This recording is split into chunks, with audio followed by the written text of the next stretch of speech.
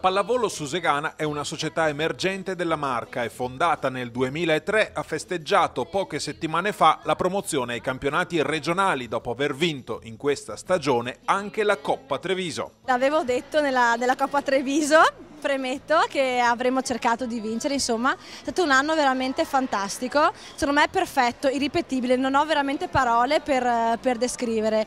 So che è banale dirlo, ma siamo un gruppo unito e anche variegato, con varietà, ci siamo trovate subito nel primo istante, è stato sofferto perché comunque abbiamo sempre lottato, abbiamo anche pianto, riso, è stato un anno veramente, non ho proprio parole per descriverlo, sono felicissima. Questa squadra ci ha abituati a vincere da subito. Siamo partiti con la Coppa Treviso all'inizio anno e abbiamo vinto benissimo e poi abbiamo continuato in campionato concedendo solo un tie break agli avversari in tutto il campionato e questo bisogna dire che è stata un'impresa abbastanza importante visto che avevamo una squadra giovanissima. Devo ringraziare la Giulia, nostro palleggiatore, perché purtroppo per un infortunio dell'altro palleggiatore della Claudia ha avuto un serio infortunio al ginocchio e ha resistito abbastanza bene, diciamo. Quindi è stata molto brava, ha fatto mezzo campionato da sola e quindi bisogna farle un applauso.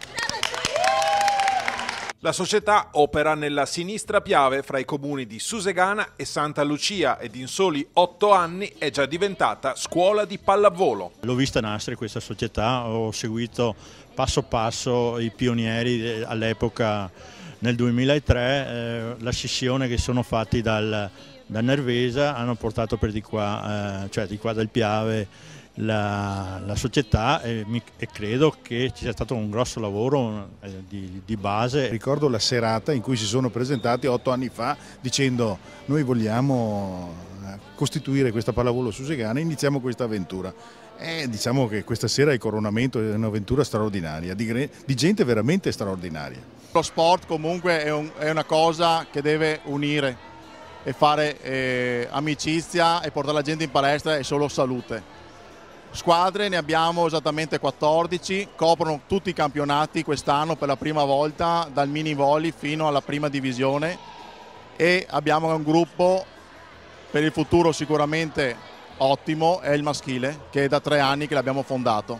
Si è deciso proprio in base a questa nuova qualifica di riorganizzare tutto il settore giovanile e spostarlo non più con un'ottica di solo servizio di pallavolo e basta, ma di cercare di fare una scuola che offra servizi in 360 gradi per i genitori, per le scuole, per l'amministrazione comunale. Parteciperemo al torneo internazionale Città di Pordenone e al torneo, ci siamo iscritti anche al torneo di Reggio Emilia.